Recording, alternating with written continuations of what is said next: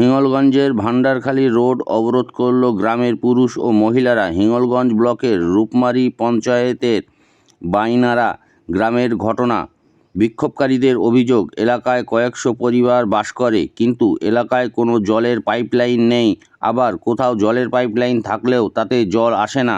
ঠিক এই নিয়ে এলাকাবাসীরা রাস্তা অবরোধ করল। শুনে নেওয়া যাক কি জানাচ্ছেন এলাকাবাসী।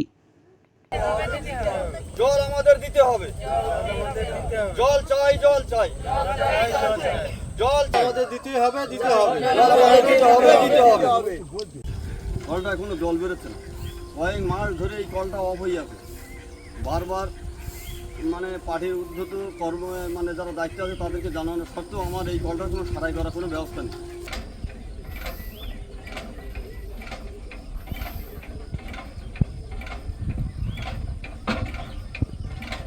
আমাদের জলের খুব প্রবলেম হচ্ছে, আমরা জল ছাড়া মোটে থাকতে পারছি না।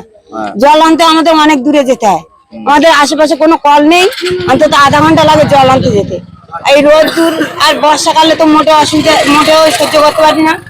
জল ছাড়া খুব কষ্ট হয় আমাদের, রাত বিদায় একদম জল পাওয়া যায় না, অনেক দূরের থেকে জল আনতে হয়। পাশে একটা কল আছে, তাই সে নোনা জল ওঠে, সেখানে জল খাওয়া যায় না, খাওয়ার মতন কোনো জল নেই।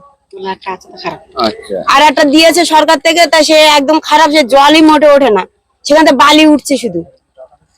এই জন্য আমরা রাস্তায় দাঁড়িয়ে পড়েছি আজকে। পাচ্ছি না, আমাদের জলের ভীষণ অসুবিধা। আমাদের তো পাইপ লাইনও নেই, আর কল একটা ছিল তাতে জল উঠছে না। এবার সবারই বলেছি, কিন্তু কোনো সুরাও হচ্ছে না। এবার আমাদের জল আনতে যেতে হয় অনেক দূরে, এবার টাইমের ব্যাপার। এবার টাইম চলে গেলে আমরা আর জল পাচ্ছি না, আমাদের ভীষণ অসুবিধা হচ্ছে জলের।